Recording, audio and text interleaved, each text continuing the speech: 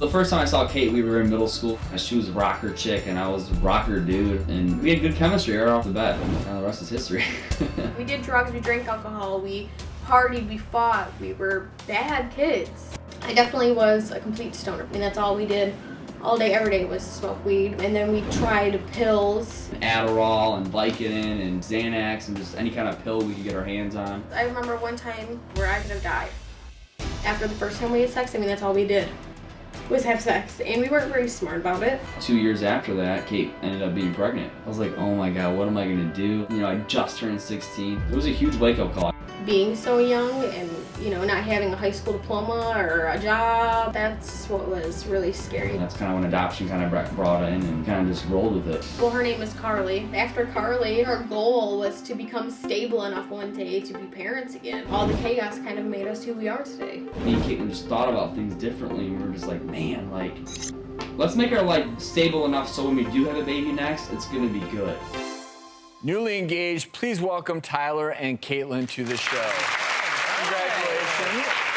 I know you guys have this new series, Teen Mom OG. So what can we expect from the show? What's happening? I mean, a lot of drama in everyone's stories. I feel like we're all going through lots of different things, and on our part, it's definitely the struggle with open adoption still and how that works between the adoptive parents and us. Yeah, 'cause it's been 6 years since we placed our first child for adoption, so kind of going through that, and now with our second baby and kind of introducing her to that whole kind of journey. Well, speaking of, your first daughter, Carly, who is adopted, obviously, by another family, but you do still keep in contact. How does that dynamic work? We have a very open adoption. I mean, we talk on the phone. We're gonna see her in a couple days, and when you guys look back on that, the tape we just saw, obviously, I'm sure I heard you say we were so young. Yeah. Well, you're still young. yeah. But looking back, how do you feel about the decision to give Carly up for adoption?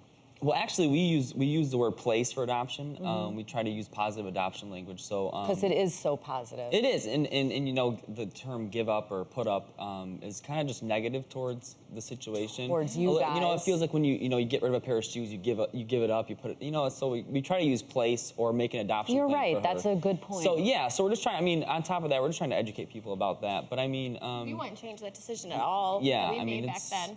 And it made us who we are. It made us grow up. It made us kind of look at life a lot differently, kind of a more grown-up way. 6 years ago, when you did get pregnant, the recommendations then were the same as they are today. Nationwide, it is recommended that teenage girls between the ages of 13 and 15 go for their first GYN visit. That has nothing to do with whether they're sexually active. They don't need a pelvic exam. And I feel like if more girls took advantage to be interacting with a healthcare professional, they wouldn't have engaged in high-risk behavior. And I think that's why we've seen the teen pregnancy rates go down. So do the two of you view what you're going through now as an opportunity to educate? I mean, I'm assuming that you think of your show as a platform to talk to some of these young teenagers, because yes, you're still young yourselves, but is that important to the two of you? I mean, that's probably the most important thing for us is the fact that, you know, when we were younger and we said, okay, we're gonna be on this TV show, this is the opportunity to really get a message out there. And the message was, you know, be smart about if you're having sex,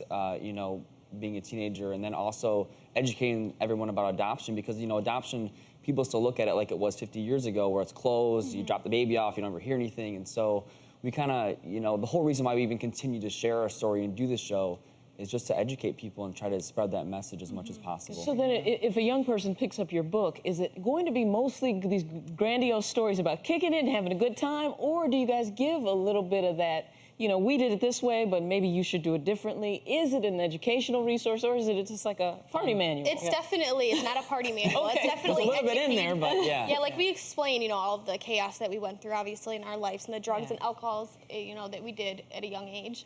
But at the end of every chapter, we always throw in, you know, this is what we did wrong, and here's what you can do in a different way.